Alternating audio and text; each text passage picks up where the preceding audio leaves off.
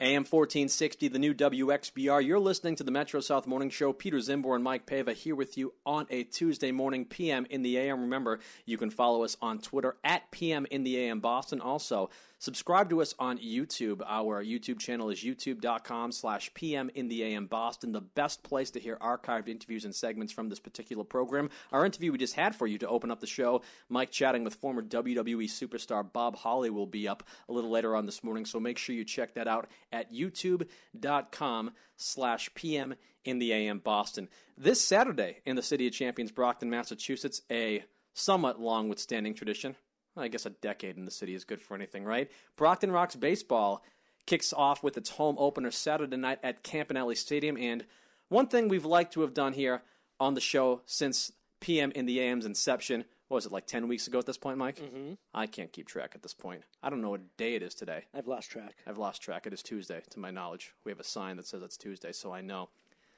But one thing we like to do is we like to bridge the past with the present as we look towards the future. We did that when we had Charlie Bergeron on the program, Steve Mason. Just yesterday we had Betsy Zulis. And with Brockton Rox baseball starting up this Saturday in the City of Champions, we bring into the studio former Brockton Rox pre- and post-game show host, former Brockton Rox play-by-play announcer, and former host of On the Rocks Sports Talk Radio here on AM 1460 WXBR, Mr. Matt Futrell. Matt, good morning, and thank you so much for spending some time with us here today. Good morning, guys. What an introduction. I'm still trying to catch up on bringing the past to the present. Future. Past and to the present as we look towards the present. future. You don't need to write that one down. I will write that down. All right. Don't worry. It's All how right. I'm signing autographs these days. Ooh, Very nice. From the one guy that asked me for an autograph at Joe Angelo's one time. You're Peter Czymbor. I listen to you in the morning. That's when I'm on, buddy. I think I've heard that guy, too. Yeah, that guy. Yeah. Everyone knows that guy. Mm-hmm. Matt, how are you, my friend? It's been a while since you've been on the airwaves, hasn't it? It has been a long time since I've been on the airwaves, especially here in Brockton. Yes, it's...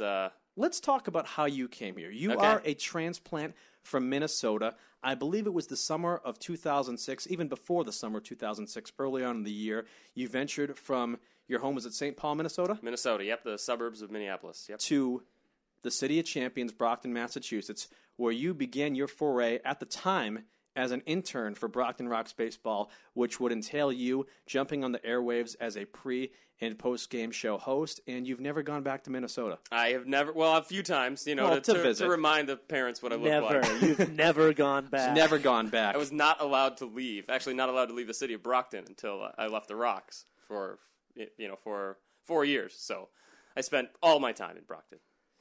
Not completely. Not completely, but he spent a lot of... Where did you live at the time? I think I lived in 6 different places. I remember you were living with some strange living arrangements for a while. Yeah, well, when you move halfway across the country to work for an independent professional baseball team, and when I say work, I use that term loosely. Yes. Basically unpaid internship. Yes. They give you a stipend, which is not nearly enough to live on for a week and a half, let alone an entire month. They give you a monthly stipend, yeah. Yes, correct. As a matter of fact, I had the same internship as Matt Futrell, I believe a year after you. Mm-hmm. And I did it for the experience.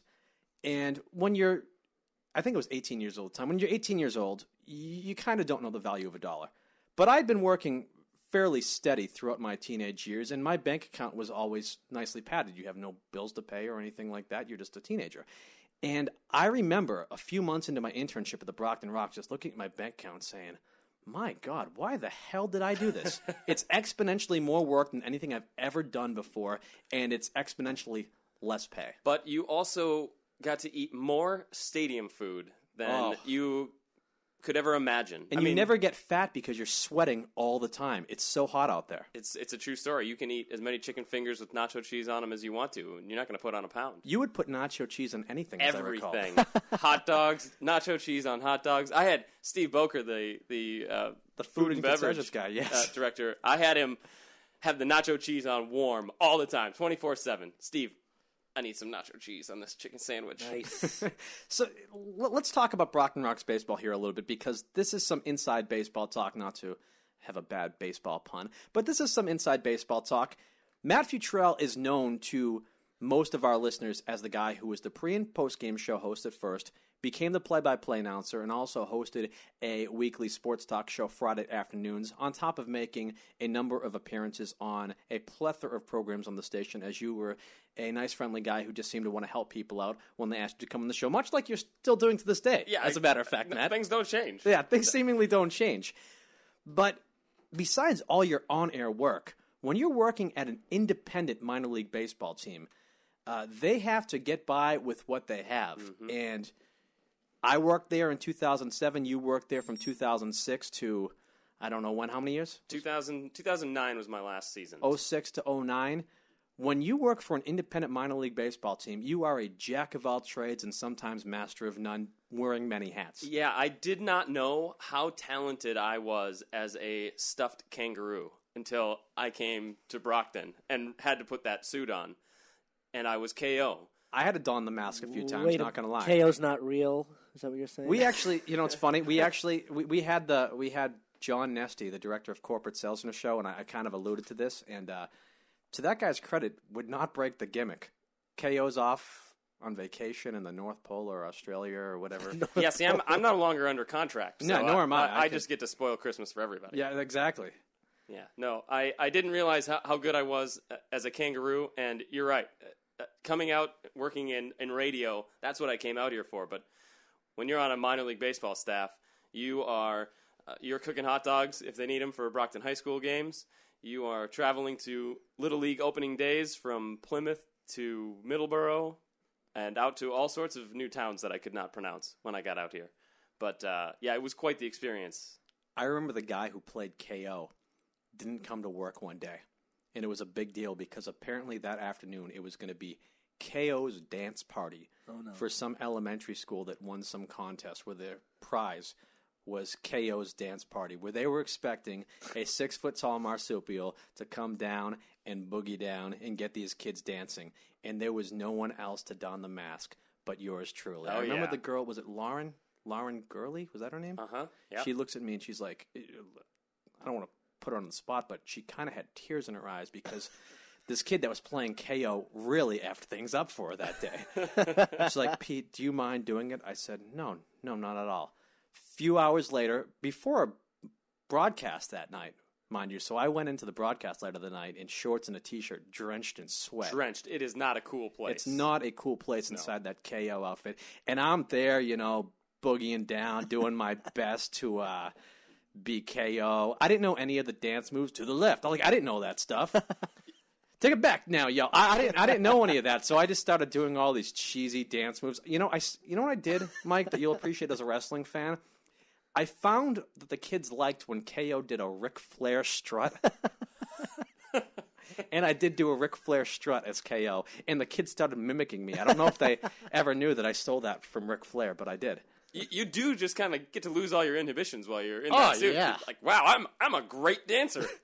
I'm incredible. And there's always one little twerp that wants to pull your tail.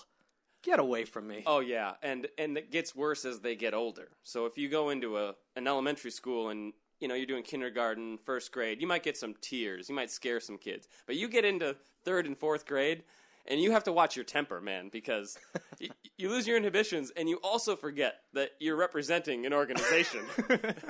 And doing bodily harm to an elementary school student is not going to look well for the Brockton Rox. No, and it's going to be tough to explain when you say, well, he was tugging on my tail.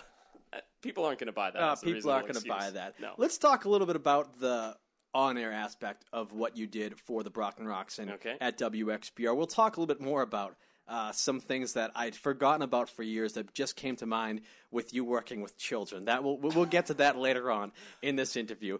He's looking at me like, where are you going with this? But we'll get there. Okay. Let's talk about the on-air aspect of what you did. Mm-hmm. When you first came here, you were the pre- and post-game show host. You and I kind of have a kinship, is that we both did this job at different times in our tenure at both WXBR and the Brockton Rox. When you're doing the pre- and post-game show, you literally host the pre-game and the post-game show from a studio, which at the time was in downtown Brockton, not the new studios where we're at now at 250 Belmont Street. And in between the pre- and post-game show, there's obviously the game. And you listen to the broadcast, you produce the broadcast, play commercials in between innings, and sometimes do updates on scores around the league in Major League Baseball. but you have to almost be an expert, or not almost, you have to be an expert on the team's baseball, the league, yet you really never see any games except for the one-off TV games you get to do here and there where a guy like you, Mike, would fill in. Yeah, you don't see many of the games. You do get to meet the players and see the players at batting practice, but as you well know, you got to get to the radio station on time to get it on the air. That first year was a challenge, but it was awesome. I mean, I worked with Chad Goldberg, who was the voice of the Rox for 2006 and 2007, and you worked with Chad also. And Chad was probably one of the great role models I've had professionally and personally, and still is a real close friend of mine. But we had a blast. I mean, as you describe it, as a producer or a pregame show, postgame show host, you don't talk a whole lot. You get 15 minutes before the game, and then you can go as long as you want after the game because there's really nothing coming on behind you. But in the middle of the game, you've got to keep yourself entertained during the game. You can't fall asleep. You can't miss a break. And though, truth be told, there was a few games there was a rain delay. I zonked out on the couch and said, my phone's on, call me when it's time to go. That's a true story. I recall that. I absolutely remember that. You did that as well, right? Oh, yeah. Well, I don't think I ever fell asleep, but I would definitely lay down, yeah. wander off and not be anywhere near the board when it came time for a commercial. But it used to be my goal to do anything I could to make Chad laugh coming out of a break. Something clean, because you never know when the mics are going to go live. But it was always my goal to have Chad Goldberg laughing when he came back on to open an inning or a half an inning. And I don't have any great examples, but I do remember there was one game, I think we were playing New Jersey, and it was 104 degrees. And these minor league press boxes, there's no air conditioning. You just sit and bake in the sun. So if it's 104-degree air temperature, there's no wind in your chair. It is easily 110. And I played The Heat Is On coming out of break as a bumper for Chad, and he must have lost it for about 30 seconds. He lost it one time when I played the theme song from Curb Your Enthusiasm as a bumper music. Very good, very good. He's a huge, to enjoy that. Huge fan. Yeah, absolutely. No, that was a challenge, as you well know, sitting in that chair yourself. I remember one time in the summer of 2007.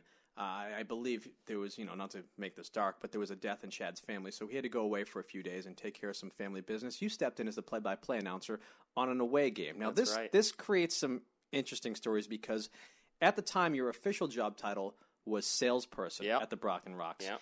And God forbid you didn't get your 9 to 5 in doing sales calls. So you had to get out of work just shortly before 5. I believe they let you go slightly early, but not nearly early enough. And you had to drive to New Haven, Connecticut. And you were going to be the play-by-play announcer that night while I produced the game back from 60 Main Street in downtown Brockton to send out over the airwaves here in the South Shore. So you barely get to the game in time due to the fact that you're not allowed to leave work till late. God forbid Matt Futrell did not get his sales calls in that day. Yes, expert salesman, Matt Futrell. Team would have never survived had Matt Futrell not done that. So he gets to the stadium in time to do the broadcast. Me and him are, doing the broadcast. He's doing play-by-play. I'm back at the studio doing the production work. And all of a sudden, Mike, you'll remember this. Remember the old radio board, the Doc Jones radio board of the old WBET, WXBR that was still there? Remember how there was a certain level where the levels would go into the red? And it would kind of modulate and make it so that it didn't sound overmodulated over the air? I've never seen the meter go this far to the right. It started raining, and Matt Futrell's in a press box that got hit with lightning. Correct. And I've never heard such a loud noise come out of the speakers of WXBR in my life. I had to jump in my seat, and all that more or less for nothing. I don't know if it was for nothing. The game ultimately went on, but it gets to a point where it's like 1 a.m. when the game's just finishing, and you're like, Matt's got to drive home now so that he can be at work at 9 a.m. to do more sales calls. This guy's life sucks right now. I think, I can't remember if they sprung for my hotel room that night or if I drove back after the game. I think I was afforded the luxury of sleeping for a few hours. But okay. It was very clear to me that I had to be back to the office by the time the offices were open the next morning. In any way, shape, or form. So it was that was one of the nights that you kind of question, what am I doing? I'll give you another good story from that same season. We're talking about the 2007 season of Brockton Rox baseball, and this is when the Rox were still the Rox. We hope that they become the Rox once again someday. We're not haters here. We hope that this Saturday things start to pick up for the team from a business standpoint. We'll get to that in a little bit. But I remember that same season, and Mike will remember this as well.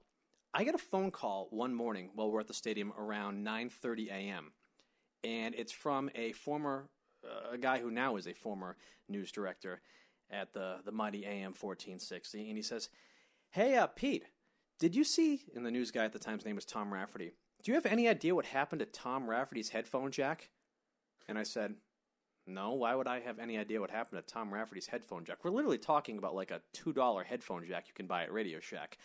And I go, no, I have no idea. He goes, "Did you use it last night in the broadcast?" I go, "No, I got my own headsets. Why? What's up?" "Well, apparently someone stole it, and he is pissed."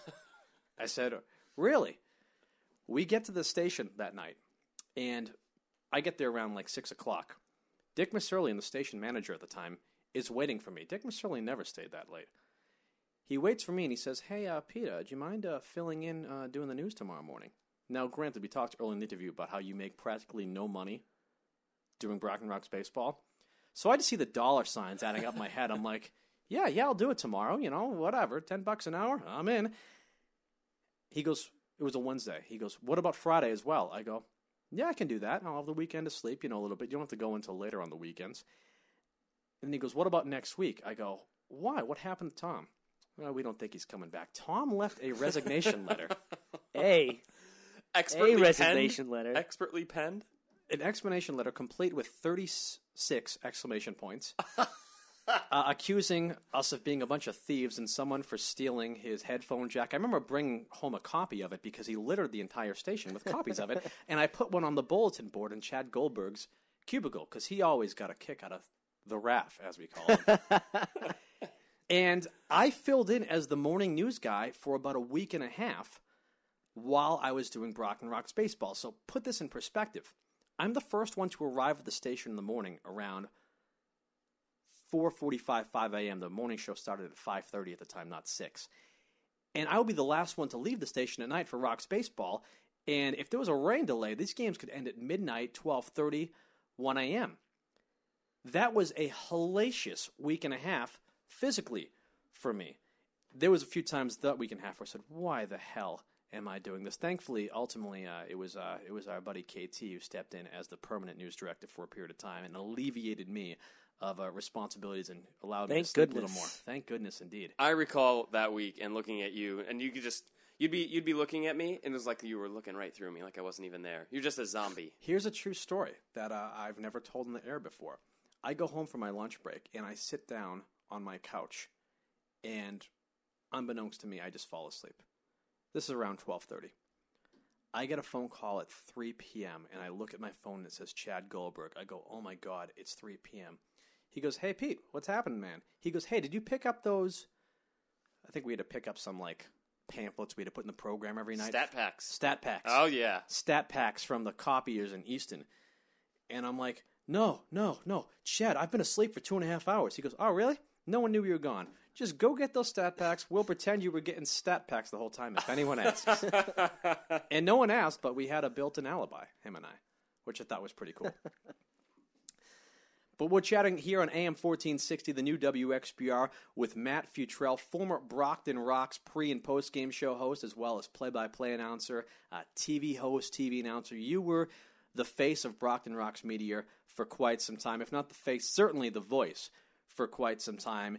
And with Brockton Rox baseball starting up once again in the City of Champions this Saturday, we wanted to chat with Matt Futrell a little bit more. Matt, we've got much more to discuss with you, so why don't we step aside, we'll take a breather. Mike Paiva will join us with a local news update, and we'll be back with more of the program after this. You're listening to the Metro South Morning Show. Peter Czymbor and Mike Paiva, joined in studio this morning by Matt Futrell. Stay tuned. AM 1460, the new WXBR. You're listening to the Metro South Morning Show. Peter Czymbor and Mike Paiva here with you shortly after 7 a.m. And joining us in studio, former Brockton Rox radio announcer, Mr. Matt Futrell. Matt, thank you so much for spending another segment with us this morning. Yeah, I'm going to be late for work, but it's all good. It's okay. I mean, what's work, really? Yeah, the hell with that. They'll be listening on the radio saying, "Matt, come in late. Do what you want." Yeah, you sound like you're having a good time. Exactly. Just keep it up. So, Matt, we were talking earlier about your experiences as a Brockton Rox pre- and post-game show host when you first came to Brockton from Minnesota to take that position. Ultimately, the position of pre- and post-game show host is really a one-year position. And as it should be, it's really a startup position to get people their feet wet in relation to broadcasting. And after that first year, the Brockton Rox, I think, correctly saw you as a major asset to the organization, both in the broadcast booth and in the office. And the next season, they didn't want to get rid of Chad Goldberg as play-by-play announcer, but they didn't want to lose you either. So they gave you a position as a sales guy with a little bit of broadcasting thrown in. Discuss with that experience for us of being both sales guy and broadcaster. And I kid you not, Mike Paiva, I kid you not, Matt Futrell was the third and fourth innings you would broadcast? It was the middle three. Middle 3 innings. And then the 3 innings before and the 3 innings after. He was in charge of the kids' fun zone. That's right. With Fun like the zone. bounce house and like the Yeah. giant slide and all that crap. You were in charge of that. Those kids that worked down there, now let me tell you, they were mostly Brockton High School students, and they were awesome. But they had the greatest job ever because they knew their boss was gone for 3 full innings. They're like, Matt's not coming down. He's on the radio. So you would come up and broadcast a game cold, having not seen the first 3 innings of the game, They haven't seen anybody since batting practice. No. and you would just take a look at the scorebook and go right to town. We got a minute and 30 seconds to put the headset on, say hi to Pete back in the studio, and see who's coming up. In between innings one time, I remember the following conversation happening between you and I via the headsets. Those were the greatest We were off conversations. air, and you go like this. Man, that foul ball went right into the kid zone. If this walkie-talkie goes off, I am screwed. Yeah, probably a true story. I tell you what, that the hardest part about that was running around. And if you remember, if anyone's familiar where the kid zone was, and then coming up all the way to the press box, and It was down the like first base line. and then sometimes you make it really interesting, and there's rain, and obviously if you hold any position in the organization, part of your responsibilities are tarp crew. Yes. So you even have the opportunity to run down and do tarp crew. But running around back underneath the stadium, you would see sometimes the players or other staff members horsing around. And this was one of my favorite all-time moments, and it might have even been in a rain delay. We were underneath the stadium, and old Rox pitcher Brad Guy and I believe it was John Cook. They had taken one of the bat boys and stuffed him in one of the sumo suits. Everyone's familiar with the sumo wrestling Sumo suits. wrestling was a favorite in-between inning promotion of Brockton Rox baseball, still to this day, Okay, all right. So I assume. they stuff him in the sumo suit. They give him a catcher's mask, and they set him at the end of the tunnel underneath the stadium. At the other end, these two guys, John Cook and Brad Guy, have a potato launcher, like a slingshot, and they are blasting tennis balls at this poor bat boy. Was it the bat boy's name? Because this might tie into the station. Was it a bat boy that later hosted a morning radio show at the station? Likely story.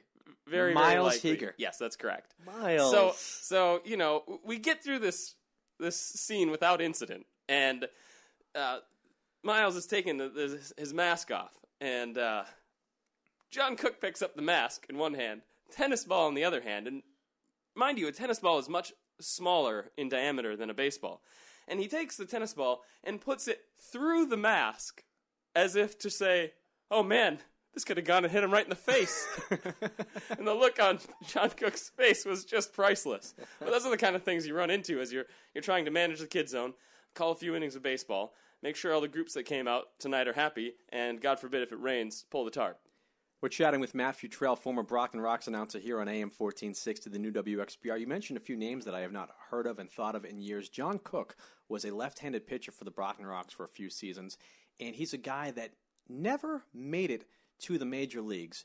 Had a few cups of coffee in AAA baseball, but there were times when you saw this guy and you were thinking to yourself, how is it possible that he didn't at least have one visit to the major leagues? Because at the advanced age of, I believe, in his 30s at this point, pitching for the Brockton Rox, he was amongst the best pitchers in that entire league. Yeah, there were a few guys like that. I mean, John Kelly is the guy that really comes to my mind as the pitcher that had the most. You know what? I'm mixing up John Kelly and John Cook. Yeah, I mean, John Kelly, I don't know if he's still doing it. I haven't talked to John in a few years, but he was head coach, I believe, in Leominster for the high school baseball team. I mixed up John Cook and John Kelly completely. We're thinking of the same guy. John Kelly, local guy. I mean, at one time in his career, he had been as high as AAA. He was one of, if not the best pitchers in the league. A phenomenal. He probably my favorite pitcher to watch pitch from a purely baseball perspective. There were other pitchers who brought other elements to the table, comedic value, perhaps Rolando Vieira. I was just going to ask you, what was the name of the Cuban guy? Rolando Vieira. God, I got a great story about Rolando Vieira. We'll get to that story in a moment. Okay. But let's back up a little bit. Rolando Vieira ended up in the United States being a transplant from Cuba. Oh, yeah. Under some of the most hysterical conditions possible of him getting a boatload of money, sight unseen, that he just simply did not deserve. Not only that, but he set a precedent that I believe still stands today. This is covered by ESPN Outside the Lines and a lot of national media. Describe how he came here, Matt. Well, and I'm going to get the details wrong because it's been so many years, but I'll try to just make it short and sweet. Basically, if you were a player in a foreign country, it was his contention that as a player in a foreign country, he should be a free agent and should be able to be signed by any team that wants to sign him, not enter the first-year player draft, which is coming up shortly here for Major League Baseball. So he actually, I believe, sued Major League Baseball to get his free agent rights. And in the process, I think, had to leave Cuba and establish residency or just get into another country and then became a free agent. I think I'm mixing some of the details here. Wasn't there a case where he ultimately signed with the Boston Red Sox, Correct. I believe? Yep. The Boston Red Sox actually mixed him up with another player from Cuba and brought him here, gave him a signing bonus and whatnot, thinking that he was someone else than who he really was. I can't remember the guy's name. I think his last name was actually Vera, but that is the urban That's legend. amazing. That and it's documented. I believe I read it somewhere because I said it over the air. I usually try to do my research. Yes. But they scouted the Cuban players, and remember, scouts couldn't go to Cuba and scout the players because you can't get into Cuba, and players can't get out. So this Now, legend... did he not know, or did he just keep his mouth shut? Well, it was one time in his life he kept his mouth shut. It seems like. And this man did not keep his mouth shut very often. He dubbed himself El Brazo de Oro, which for a non-Spanish speaking community is Golden Arm. Golden Arm. I remember, we talk about how people wear many hats at Brockton Rox Baseball. I was doing the pre- and post-game show, but I had to go pick him up from the airport when he came into town. I pick him up at the airport in my old crappy 92 Buick Century. Oh, yeah. I'd never been to Logan Airport before either. When you're like 18 years old, that's kind of a big deal. Now I go to Logan like seemingly once a month. Back then, though, I'm like navigating an airport. What terminal am I going to? All this stuff. So I finally find him. I actually parked in the parking garage, which I would never do. Now I know to pick them up at the terminal. $35 later. $35 later. Yeah. And we go find my car. And he gets in my car, and he doesn't speak much English at all. I speak absolutely no Spanish. This is the one moment we have in my car together. We're driving down the highway, and it's the summertime. To the right of my vehicle, we notice a very beautiful young girl, perhaps coming or going to the beach. And, she's dressed in her beach attire. And Rolando, and I'm going to do my best Rolando Vieira impersonation, if I can. I think only Matt will appreciate this. Slow down. So I slow down so that he can further get a more accurate depiction of what this girl in the lane to our right looks like. He rolls down the window, sticks his head out, puts his fingers in his mouth and whistles at her, and she looks at him and he starts winking at her. I'm like, what the hell is going on? And then later that day, I got an email from his wife who had a hysterical email address. It was like Sexy Cuba. Cubana. Oh, man, we shouldn't be saying it out over the air. We won't say we won't finish it, but yeah. Yeah. That's my Rolando Vieira story.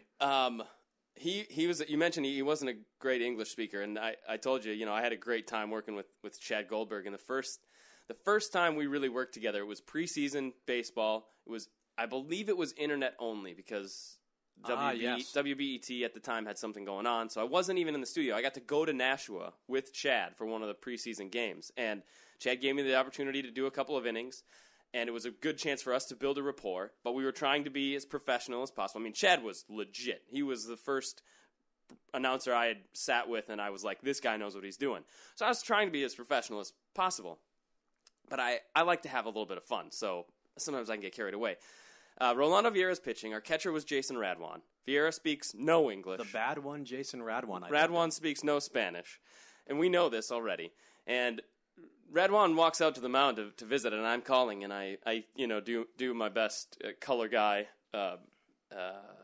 commentary that I can, and I say, well, Chad, you see Radwan wander out to Vieira, and you really have to wonder what it is he could be saying to him. And, of course, the two of us just lose it on the air, and this is one of the first times we worked together, so it really set the scene. But, yeah, I can't imagine that was a productive conversation. I can't imagine. Between two guys who hadn't met. One fastball. Slow down. That's probably what. That might have been exactly what it was. That might have been exactly what he said. That's all he could seem to say to me in English on that hot afternoon. When you did become the play-by-play guy for Brockton Rox baseball after Chad Goldberg decided I've had enough of the minor league baseball life, because I think everyone reaches a point where you're like, you do a few years of minor league baseball, you say to yourself, if I'm not progressing fairly soon, I don't have too many years of doing this left in me. It's a lot of work. People don't realize you don't just show up at 5 o'clock and the game starts. You're there at 8 in the morning, and then if you're broadcast, you're not going home till midnight. You sleep for a few hours. You get up in the morning, you throw on the same khaki pants from the day before, and you grab another Fun is Good t-shirt, probably off the floor, throw that on, and go to the ballpark, and you do it again. Yeah, and as a broadcaster, you're traveling with the team. So when the rest of the front office puts in as much, if not more, work than you do, because when the team's gone, there's other events at the stadium. So, I mean, those people worked tremendously hard. But as a broadcaster, you're traveling with the team. So I remember I had 4 days off, 4 days where I didn't have to come to work from April until September. Those 2 summers that I was calling games for the Rox. I mean, that doesn't include weekends. I mean, I don't have 4 days plus weekends. It was just 4 days off throughout the entire summer. So, what are some of the best memories you have of working as a broadcaster for the Brockton Rox, which were broadcast here on WXBR? Man, I thought about this for the last couple of days after I talked to you about coming on, and there were so many great memories. I think the one that will resonate best with this audience is the night that Eugene Julian got lost in center field. I don't know if people recognize the name, but Eugene Julian's a Brockton native. Yeah, Gino was a Brockton high school boxer. He had his own bobblehead. Bailey Fry, the Rox promotions director, now with the Baltimore Orioles, by the way. She came up with some great promotions, great by the way. Stuff. She put together his bobblehead. It was a half Rox, half boxer. I think it was maybe a Rox. And I have to say, one thing I always loved about Bailey Fry, who was the director of promotions for the Brockton Rox at the time, I'm an 18-year-old intern. Every stupid idea I ever had, she would let me come into her office, listen, take notes, and some of them she used, some of them she didn't, but there was some funny stuff. She'd be like, Pete, that's gold. I'm using that. And I just appreciated the fact that she'd taken into consideration my ridiculous opinions on what to do. And that's probably has a lot to do with why she's in Major League Baseball now, too. I mean, obviously, not many of us got there. Present company included. But no, Eugene Julian was our center fielder for a little while. I think our center fielder at the time was Matt Maloney, maybe, and he broke his wrist diving into center field. Legit center field, which is plywood at Campanelli Stadium. It's not padded. Tough guy, nice guy, Matt Maloney. Absolutely. So Gino's playing center field, and it's about the 7th inning. And from the first base side of the stadium, I start to see a little fog roll in, and I can't tell if it's one of the grills over there that they've put out, and maybe just a little steam or something coming off. And it rolls across the stadium. I'm sitting up high behind home plate. I got a great view of everything, and as it continues to pour in, I realize that's actually fog. And it gets a little thicker and a little thicker to the point that I'm going to note it on the broadcast now that there's a pretty solid amount of fog here at Campanelli Stadium. Maybe a half an hour later, definitely less than a full inning, they had to stop the game. I could not see Eugene Julian in center field from the broadcast booth. He was literally gone in the mist, and they had to stop the game. They didn't call it that night, but we had a delay of an hour because we couldn't find the center fielder. One of my favorite moments of working a Brockton Rox baseball broadcast where there wasn't a delay, but this game took 4 hours and 20 minutes, I remember, and it was a game towards the very end of the season. It was the last home game of the season, as a matter of fact, and it meant nothing. The Brockton Rox were not going to the playoffs. I forget who they were playing, but they were not going to the playoffs. This game literally meant zilch zero to anybody. There was a promotion that night called Kiss the Season Goodbye. With Kiss in quotations, there was going to be a Kiss cover band playing when the game was over. A lot of Kiss-related material throughout the night. I actually played like Love Gun and I Was Made for Lovin' You as bumper music on the broadcast station. I tried to get Gene Simmons on the pregame show that night to no avail, as a matter of fact. And the game goes 4 hours and 20 minutes. And people are coming to the ballpark who are not just baseball fans and families from the area who want a good night out. We've got some hardcore rock and roll Kiss fans with the leather jackets and whatnot walking in. And the game goes so long that something happened with the entertainment and sound permit where it was too late for the band to take the stage. And I was at 60 Main Street producing the game. I had the game on cue, so the commercials were playing, but I could hear everything that was happening at the stadium. And I remember Chad Goldberg going, "Pete, I don't know how this announcement's going to go. Record this one if it gets ugly." Yeah, that was and bad. I hear the PA announcement, "Due to this game going too long, the Kiss tribute band will be unable to take the field." I heard, "Boo!" I heard a few expletives interspersed in the crowd. They were pissed. I think it was a bad game, too. So they were like, man. making us sit here and watch through this crap.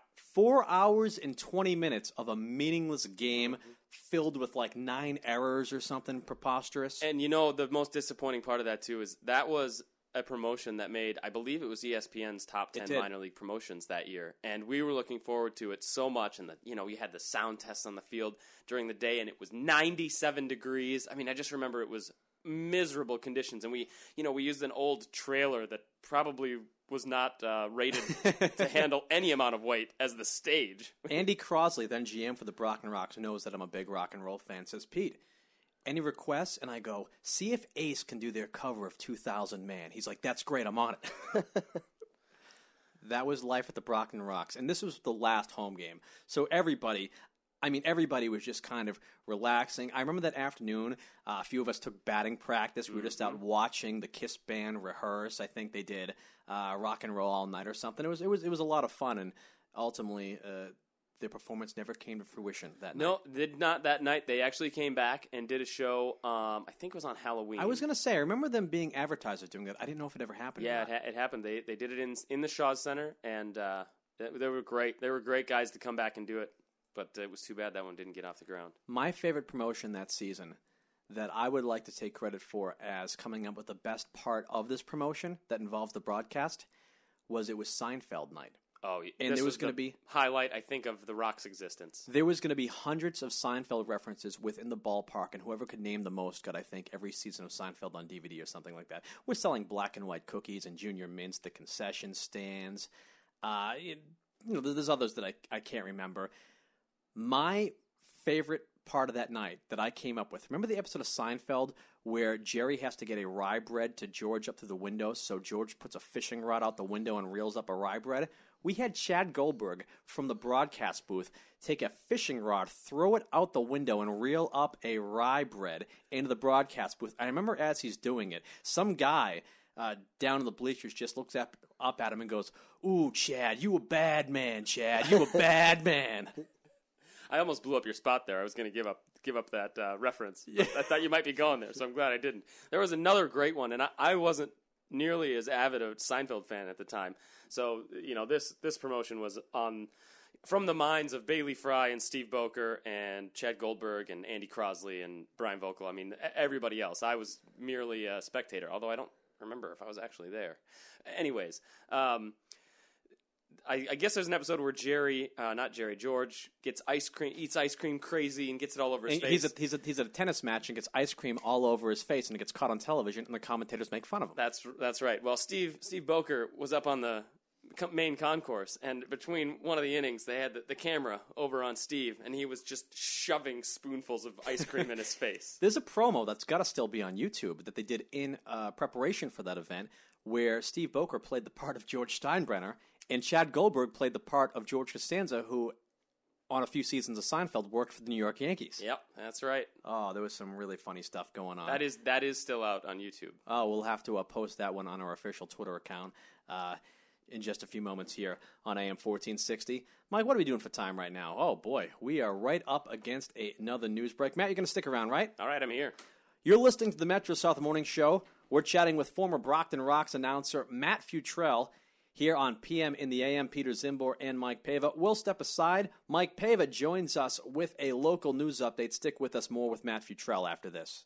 AM 1460, the new WXBR. Peter Czymbor and Mike Paiva still here with you on this Tuesday morning, joined in studio by former Brockton Rox announcer Matt Futrell. Matt, you were the Brockton Rox pre- and post-game show host when you first came to this area from Minnesota. You became the Brockton Rox play-by-play announcer on top of many other duties, including hosting a weekly Brockton Rox just sports-related talk show Friday afternoons here in WXBR. Did a lot of television work. You and I worked together on BCA on the Rocks, which was a lot of fun to do. Kind of forgotten about classic show that aired all over the South Shore, where me and Matt would report on Brockton Rox games, but we never took it too seriously, to be honest. True story. It was as comedic as it was reporting. Well, you guys laid the foundation with Dave Raymond. Raymond, yes. You talk about a guy who also in the major leagues now. He's been with the Houston Astros since 2006. The Houston Astros were just in Boston a few weeks ago playing the Red Sox in interleague play, and I wanted to reach out to Dave Raymond. I have not talked to him since 2005, but Dave Raymond, who was the Brockton Rox play-by-play announcer for one season, spent 1 year with the Rocks, then instantly went to the major leagues as the Houston Astros play-by-play announcer, and has been there ever since. He was the guy that hired me. I never met him. Wow. I was hired to be his... he was the play-by-play guy. I was hired to be his producer, and I never met him. Dave Raymond was a lot of fun to be around. That's what I hear. And the BCA and the Rock show was a lot of fun. Yeah, that was great. With him.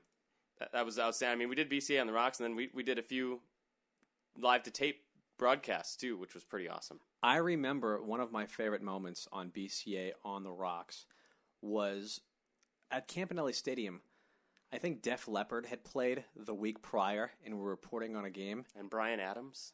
I don't know if they played together. Maybe they did. I forget. It was a weird ticket. It was a weird ticket indeed. And the concert had already happened. I figured, let's just make fun of this. So the Brockton Rox had an away stand that week against Quebec La Capitals, which is one of their infamous rivals from that era of the Can-Am League. And I made the comment, I said, Ed Noddle and company wanted to avoid, or maybe it was Chris Miyake. Chris Miyake and company wanted to avoid all the scantily clad middle-aged women in hair metal displayed at this weekend's Def Leppard concert. So they went to the furthest place they could, Canada. And we went right into the broadcast, and I remember heard a few people like, that wasn't nice. You shouldn't have made fun of Def Leppard like that. I'm like Def Leppard cares. Yeah, really. Come on. Def Leppard cares. Yeah, not at all. But we had some fun with that program. That was a great time. Those were the first... I mean, we only did that through 2006, didn't we? Or did we get into it in 2007? I don't think so. I don't think we got into it in 2007. Maybe we did, maybe we didn't, but it only lasted like a year and a half maybe. Once Matt Walker, who was the producer of that program, left Brockton Community Access, it really was no more. Yeah, that was a great program. It was a lot of fun to do. You were the play-by-play guy with the Brockton Rox until the 2009 season, and let's talk about how your venture with the Brockton Rox came to a conclusion, because I was already gone at that point. I had my internship in 2007. I was out doing other things and moving on with my life away from minor league baseball. Late 2009, early 2010, I believe, the Brockton Rox sent all of their employees on what was going to be a temporary vacation before they were to return to work a few weeks later. And that vacation, to my knowledge, has never concluded. It's been a long vacation, yes. No, I mean, I think everybody knows that it was tough. I mean, it was tough from 2008 into 2009. And here's another thing people don't realize. The Brockton Rox is an independent minor league baseball team. It's kind of a small business. Not kind of. It is a small business. Yeah, I mean... It's not the big major entertainment of the Boston Red Sox or something like that. It really is a thinly budgeted facility that, through bells and whistles, they made seem bigger than it really was. And it didn't bring in nearly as much cash as people thought they were. People thought they were making money hand over fist. It wasn't quite the case. Not at all. I mean, you look at the comparisons with, the Worcester Tornadoes have had trouble. Nashua had trouble always. The average lifespan of an independent minor league baseball team, I read somewhere, was 7 years. I remember reading this in 2005, 2006, and looking around and seeing 6,000 people at the ballpark and saying, oh, that won't happen here. Sure enough, a few seasons later it did. Sure, but I think there are places where it can work. And I think Brockton is one of those places, but it was a horrible perfect storm of a terrible economy. We were the first. We're talking about the season 2009, right? 2009. 2008 really is when it started. We were the first thing cut from advertising budgets. It was a fun sponsorship to sponsor at the Rox. It was sometimes an entertainment sponsorship. You can host clients and you can go up in a suite for a tenth of what it would cost to put somebody up in a suite at Fenway Park. And so because of that, it was tough decisions that our advertising partners at the time had to make. And we lost a lot of ad revenue. And therefore, we couldn't do a lot of the fun things that brought people to the ballpark. So ticket sales hurt, and that snowballed from 2008 into 2009. So, yeah, I mean, at the end of the 2009 season... And on top of a bad economy, you guys had enormously bad luck with weather and games just being canceled and rained out that season as well. Yeah, and it was some of the tough ones, too. We'd lose a Friday night game, and you just can't lose. Even in a great year...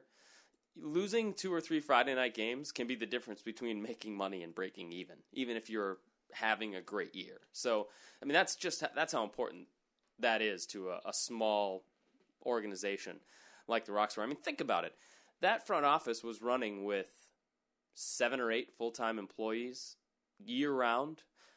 That's a small business if there ever was one. But, yeah, at the end of the 2009 season, it didn't take long after the season ended for word to come down that there were big time troubles, and in order to... Was the staff aware of this, or was it just sort of something you guys knew was happening by observation, or were you told? We didn't know how bad it was, but we knew it was bad. I mean, we were all in our various roles. We were sales reps, so I had lost advertisers. I had lost clients who had previously sponsored, be it signage or on the radio. I had lost groups who in the past had brought their whole company out because they could do it for $3,000, for a huge company, a 500-person outing, and they just didn't have it in their budget that year to do, which you understand. They're trying to keep their business afloat as well. So we knew from that perspective, hey, I've lost this big account, I've lost this big account, and everybody was kind of seeing that. So we knew that things were tough. I don't think we definitely did not know that we were all going to be laid off. I mean, nobody saw that coming. I actually called in sick the day that everybody was let go. Oh, really? And so you never got goodbyes at all. No. Well, we did. I mean, we worked with some great people, and they didn't kick us out the door and, escort us out the front door or anything. But I think it was a Friday, and I don't know what they said. I wasn't there. I was at home. But Brian Vogel, the general manager at the time, was just a great guy to work for. He called me and gave me a hard time for calling in sick and broke the bad news to me, which had already been broken via text message from my great friends who worked there. So it was a surprise. And the bad news was not that you had been laid off; it was that you guys were taking a quote unquote vacation. Am I mistaken? There was never a promise made that anybody would be coming back. It wasn't, there weren't any contracts or anything. It was implied that the intent was, we got to get ourselves together here. We need to get through these next few weeks, which we can't do while paying a full staff. And then we're going to bring everybody back and get everybody ready. And I honestly believe, I genuinely believe that was their intention. But they're just, as the weeks and months progressed, there just weren't enough funds to make that happen. And then this is where a lot of the publicity that the Brockton Rox were getting went from great family fun, great night at the ballpark. There was sumo wrestling in between innings the other night. Hey, did you see George the Animal Steel made an appearance at the ballpark? It went from all of that to the Brockton Rox let all of their employees go, and then various people within the community, business owners who the Rox are doing business with, they did not have the funds to pay a lot of bills and had to play a lot of catch up. Yeah, I mean, that's terrible. I mean, that's horrible that that's what it came to. I think that the organization didn't get enough support from its managing partners. That's not to say ownership had anything to do with it. The Rox owner at the time, and I don't know, I don't think he's still in the ownership group. But No, he's not. We actually asked him about that, Van Schley. Van Schley did everything he could, as far as I'm aware, to keep that organization going, taking desperate measures to do so. But the Rox were a part of a larger group, a group that managed 5 other minor league teams, only one I think of which was affiliated, the Fort Myers Miracle, and the other teams are the St. Paul Saints, Sioux Falls Canaries, and a few others that I can't recall off the top of my head. But I never felt like the organization received the support that it should have from that managing group. I mean, they were the ones that had the muscle and the strength to sell nationwide sponsorships, to provide us the tools, to provide our general managers, whether it was Andy Crosley or Brian Vogel, or President Michael Kanina, or Jack Units for that matter. I mean, think about that. When Jack Units came into the organization, we were all, I mean, I hadn't been that excited in my professional life ever. Jack Units was a legend when I came out here. That was one of the first names I knew. And when he joined the organization, we just saw, things turning around. We're gonna get back in this, and we did everything we could inside the walls at Campanelli Stadium to make that happen. One thing that was cool about Jack Units that I've always respected about him, he was the president of the Brockton Rox when I came in 2007. I actually beat him by a few weeks, maybe a few months, but shortly thereafter, he was the president of the organization. That could have been for him nothing more than a figurehead occupation, where to come into the office every now and then, wear a suit and tie, and make appearances. It could have been that for him, but it wasn't. He was there, down and dirty. I remember him with a mop scrubbing the bleachers. I remember me and him getting a bee's nest out of the top of a suite with some spray. He's like, Pete, if these bees come get us, let's run like hell. I mean, I remember that. This was a guy that really got down and dirty with the operations of the team. He wanted it to work, that he wasn't just a guy who was there to be a figurehead. He was there from the very bottom to the very top of the organization, doing everything he could to make it work. Yeah, how many former mayors do you know pull tarp? Yes. One. The answer is one, okay? The answer is one. I don't know many, and I'm sure there are many former mayors still with us in this world, but none of them have pulled tarp. We're going to get a little dirty, Pete, doing some work on the outside of the stadium, making it look nice. So I got some free Coors Light t-shirts that we're going to do as giveaways. We're going to put those on, and we're going to go to work. That sounds about right. I mean, that was Jack Units. The man has an amazing work ethic, which I admire. Yeah, that was a great addition for our organization at that time. Unfortunately, things just didn't work out. Now, after you had been laid off from the Brockton Rox, you said that you felt the intent was to bring you and other members of the staff back. That never happened, and that's just the way of the world. Business is business. What was your relationship with the team on a professional level, if there was one, and on a personal level? Could you even go to the ballpark and enjoy a game after a little while? Well, see, I never really heard from anybody at the stadium again. I think there was a time when I took that a little personally. Sure, I mean, I put a lot of time, a lot of hours, a lot of years of my life into it. But, they had a lot to manage, and we had been there for a few years, and I think they needed to bring people in to fill those positions at a lower cost. I mean, really, I think that's very evident. So I didn't really hear from anybody. Nobody ever called and said, are you interested in this position or anything? So from a professional standpoint, there really never was a relationship beyond that. Personally, I could absolutely go back. I could. I've dropped in Mike Kanina's office at the Shaw Center. I've seen him a bunch of times as well. Yeah, so I mean, he's the only one from our era really still there. Right. I would absolutely absolutely come back. I live up in Dedham now. I don't come down here enough. That's not a good excuse, but I could definitely come back. I mean, I got a lot of great memories there. Because it seemed like there was a lot of resentment for the Brockton Rox in the community at one point. And the truth of the matter now, as the team is about to enter their 2013 season, as not an independent minor league baseball team, but a wood and bat team consisting of collegiate players, I think as just someone in the community and as a sports fan, I want it to work. And I want that resentment to sort of go away, because the only way it's ever going to work is if people come on back out to the ballpark. And I think that is I think that's 100% possible here. I mean, you have the population base, you have the enthusiasm for sports, you have a strong, deep community. I don't see any reason why that can't work. I think that can happen. Well, Brockton Rox baseball does kick off this Saturday night at Campanelli Stadium. What did you think of when the team made the transition from being a professional team, albeit independent league baseball, non-affiliated with anyone, to wood and bat collegiate baseball? Probably just a matter of the team cutting costs and not having to pay players. Yeah, mixed feelings there. I mean, that was tough. That was sad. Because when I came out here, I came out in 2006, peak of the organization. The place was packed. I remember Andy Crosley being disappointed if we didn't sell out on a Saturday afternoon, or Fridays, Saturdays, Sundays sold out, and I could always hear the energy in the park through the speakers back at WBET at the time.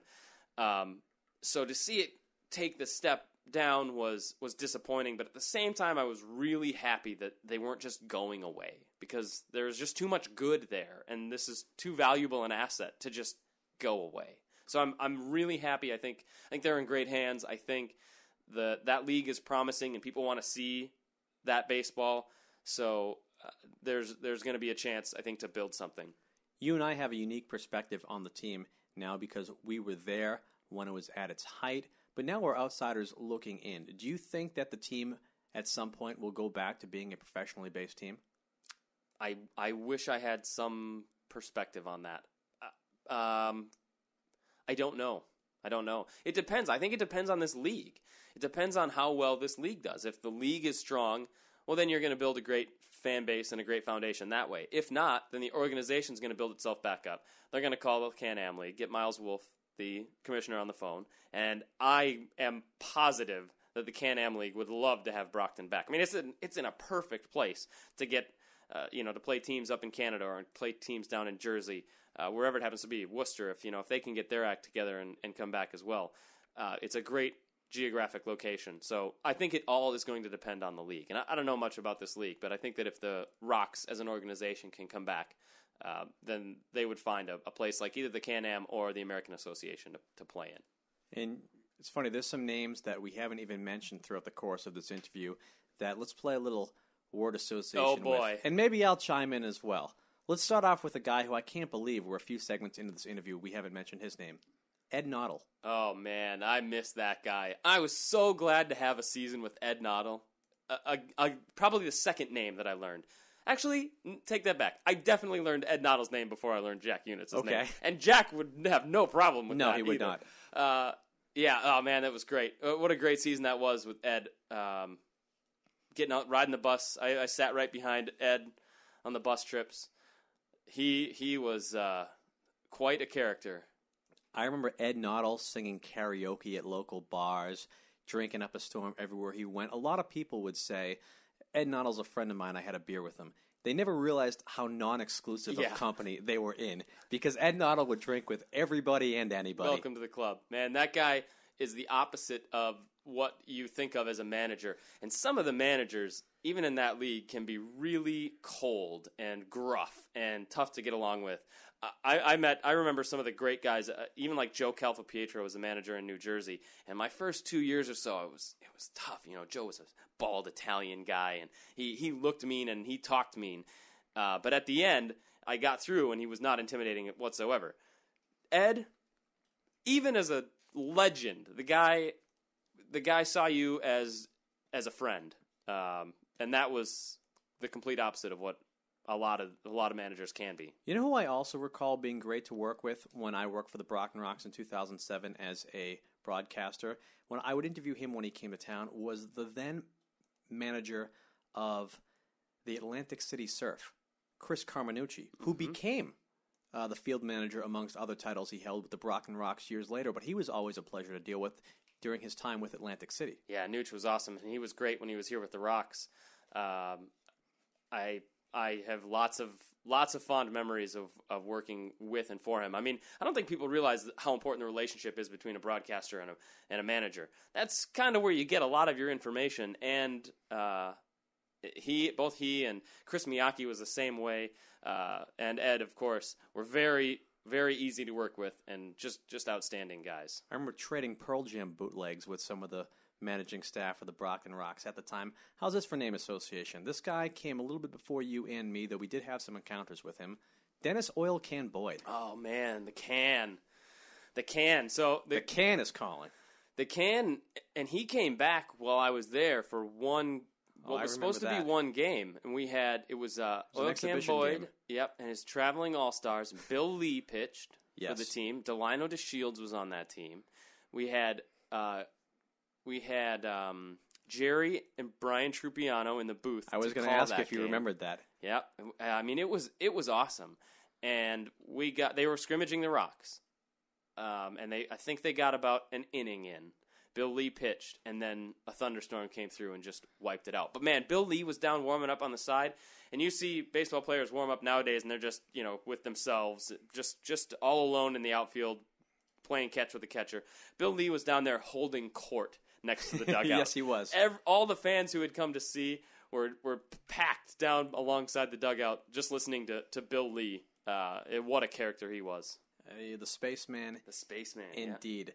Let's play more word association with some characters in around Brockton Rox baseball at the time. This is a guy that never played for the Brockton Rox, but he played against the Brockton Rox. El Guapo, Rich Garces. El Guapo pitched up in Nashua for at least one season, maybe more. Former Red Sox pitcher, for those who don't know. Yeah, there were a few guys that were kind of retreads, if you will, that played probably their final professional seasons in the Can-Am League, and El Guapo was one of them. You would not describe El Guapo as in good shape when he pitched for Nashua. He was a very hefty man, shall we say. Yes, he was. Well, we'll continue on this conversation with Matt Futrell. You got one more segment left in you? Sure, let's do it. We're going to step aside for a quick breather. We'll be back with more of the Metro South Morning Show after this. You're listening to AM 1460, the new WXBR. AM 1460, the new WXBR. Peter Czymbor and Mike Paiva here with you on this Tuesday morning, continuing on our conversation with former Rox announcer Matt Futrell. Remember, you can listen to our program online. Just Google WXBR Tune, and that's how I find us online, Mike. I don't even know what website it is. I just write WXBR Tune. The only way to do it. It's the only way to do Google it. Just Google it. Remember, you can get us on the World Wide Web as well by following us on Twitter at PM in the AM Boston. And you can also check out our YouTube channel, youtube.com/PM in the AM Boston, to find archived interviews and segments from this program. This interview with Matt Futrell will be up in its entirety within time. Our interview from this morning with former WWE wrestler Bob Holly will be up on the YouTube channel in just a little bit. We have a very eclectic show these past few days, Mike. Who have we had on the show this week? We had the CEO of Razor Gator Ticketing, Betsy Zulis, former WWE Tag Team Champion Bob Holly, and Matt Futrell. And do you know who might be coming on our show next week? I don't know. I have to say might because it's not happening yet. But there's a chance we have Naughty by Nature coming on. Fantastic. You down with the OPP? We used the bumper music for them yesterday, and I had no idea this was happening. Oh, yeah. Anyways, we'll continue on our conversation with a man who has never been confused with any members of Naughty by Nature, that being former Brockton Rox announcer Matt Futrell. That is true. That's never happened. That's an accurate statement. That's an accurate statement. Yeah. Matt, let's talk about what you're up to now. You're a former Brockton Rox radio announcer. What are you doing now? I don't get on the bus anymore and drive or ride 8.5 hours to Quebec City. It's too bad. That's disappointing. Eddie Lantigua misses you. I don't think so. Jacques Doucette, maybe. Perhaps. I hope there's a special place in Jacques Doucette's heart. He's, of course, the French-speaking broadcaster for La Capitales. No, I actually work. I work up in Newton for the largest. I'm in digital marketing for the largest Valvoline Instant Oil Change franchisee in the country. So yes, this Brockton Valvoline Instant Oil Change location is ours. I made the jump from baseball and sales to online marketing. And it is exciting, but not nearly as fun as sitting above a baseball field watching Tommy Hassett cut the grass while I do my prep work. Tommy Hassett will never be gone from the Brockton Rox. He's a mainstay. Yeah, and he was, he was the... If there's one character I remember from my time at the Rox when I'm on my deathbed, it's going to be Tommy Hassett. I mean, this guy is... He is a man of few words, but he is always right, and he always knows what he's doing. I'll never forget 2006. I'm some intern, some wild-eyed intern who thinks he's funny, and I'm just wiry. You know the body type. Yes. Wiry, yeah. My wiry Mike?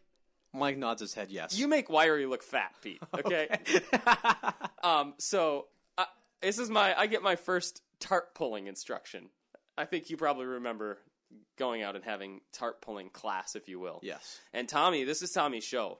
Nobody, he's done this for a long time, so just shut up and do what you're supposed to do.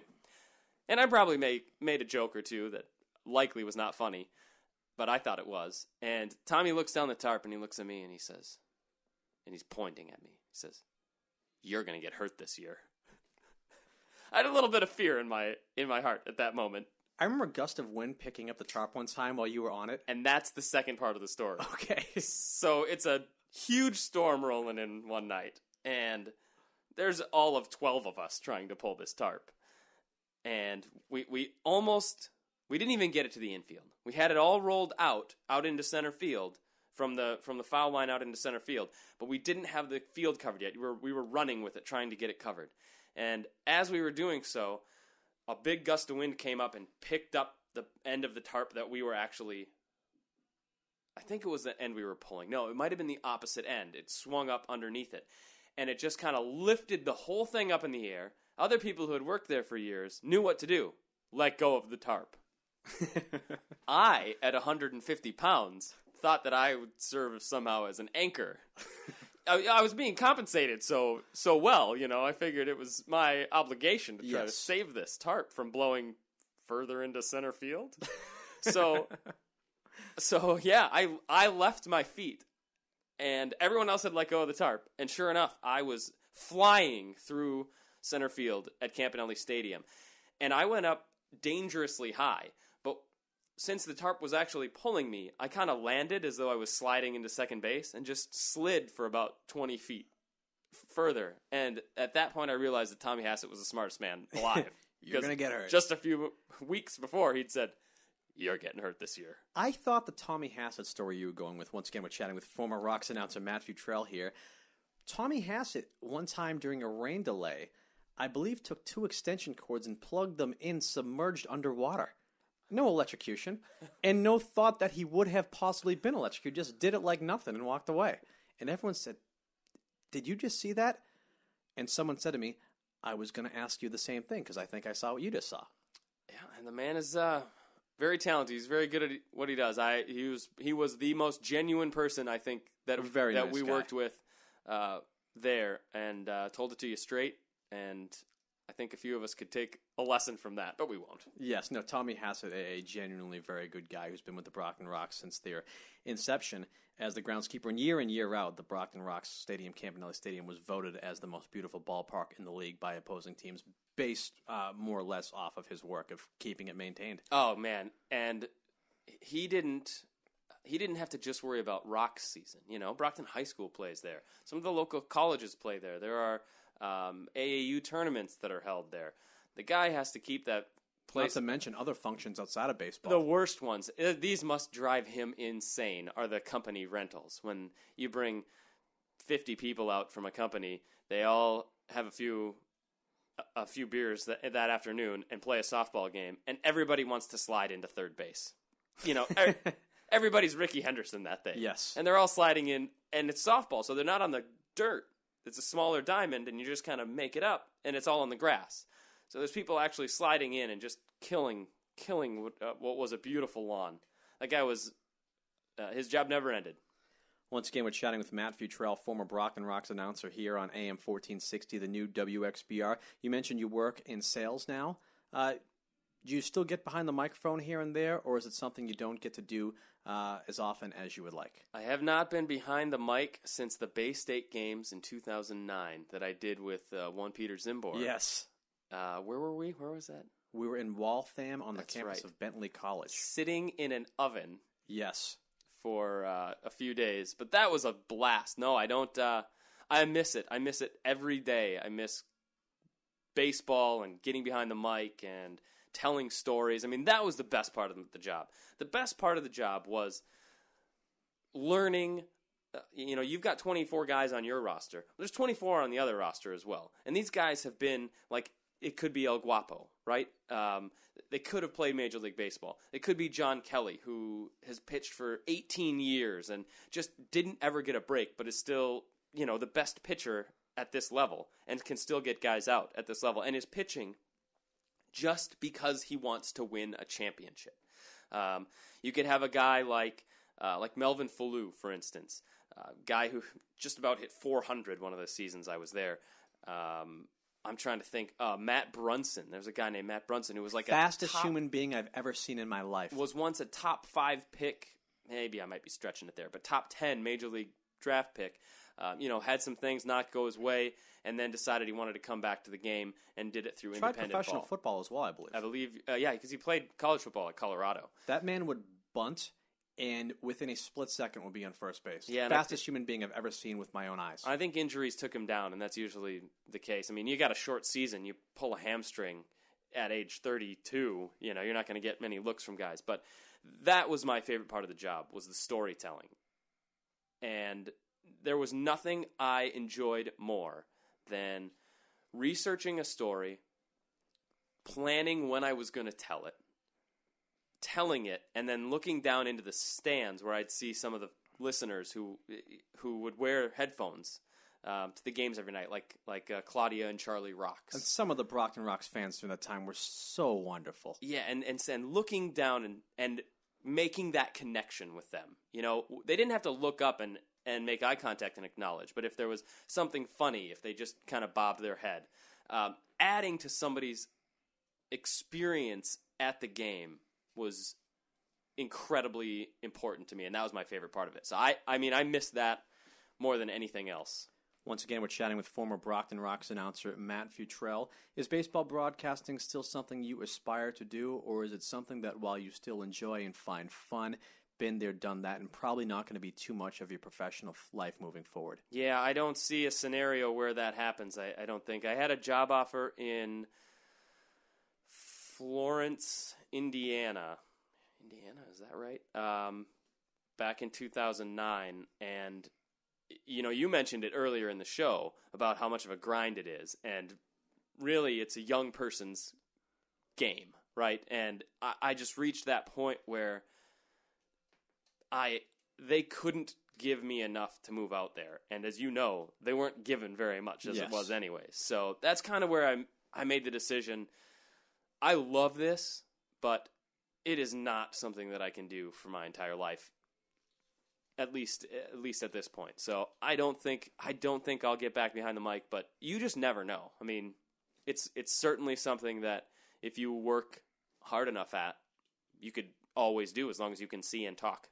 We mentioned earlier on in the interview that you came to the Brockton Rox initially from Minnesota in the year 2006 for a one-year job, and you ultimately stayed with the team.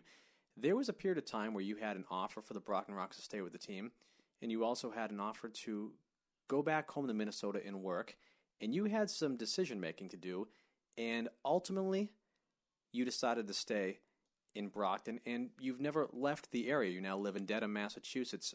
Looking back on that decision, happy with the decision, and what led to you staying here? Man, I met, through the Rox, I've met the best friends I'll make in my entire life.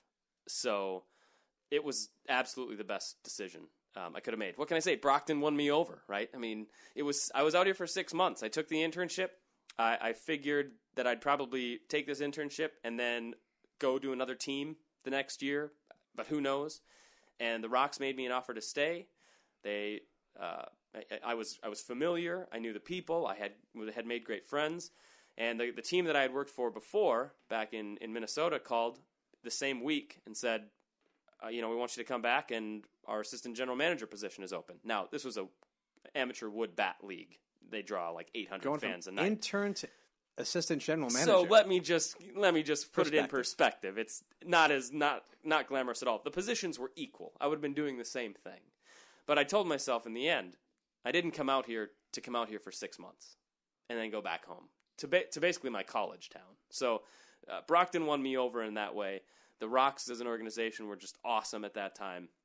We were having a blast. So no regrets, definitely looking back.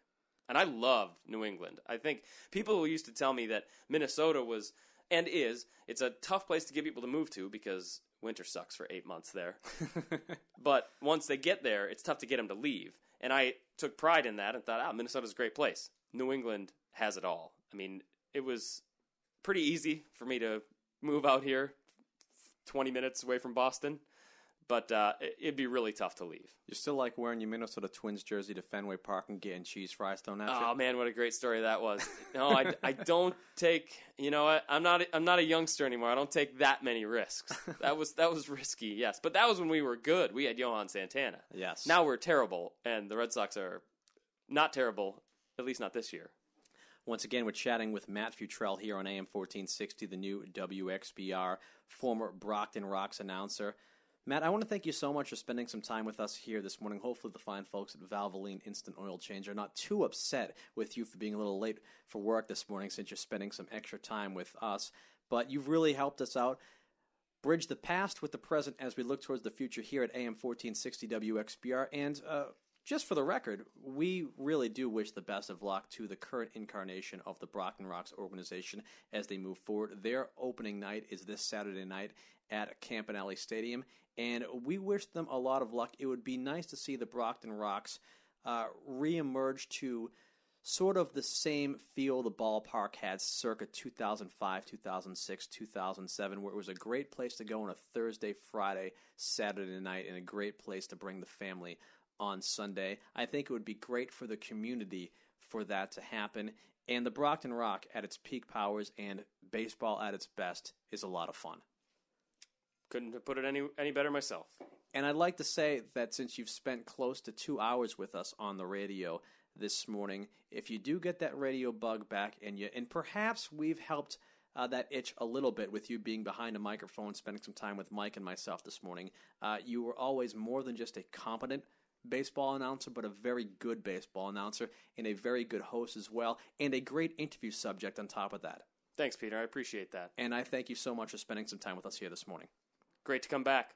Matt Futrell, any final words for our listeners that you want to leave them with in regards to Brockton Rox baseball, WXBR, whatever it may be here on this Tuesday morning? Yeah, I hope people go out and support the organization. I hope they listen to WXBR. I'd love to see the Rox come back and thrive, and I guess I got to get down there this summer. I owe it now. It's been too long. You're listening to the Metro South Morning Show here with Peter Czymbor and Mike Paiva on a Tuesday morning. That's Matt Futrell. Matt, thank you so much. Stay with us here on AM 1460 WXBR. We're here with you until 9 a.m. Coming up next, we'll take a look at celebrity birthdays. We'll also hear 60 seconds from the Democratic Cowboy. We give him 60 seconds to speak his piece each and every morning. 60 seconds, and that's it. If he goes over, Mike hits that drop button. Stay with us here on AM 1460, the new WXBR. Mike Paiva joins us with a news break after this.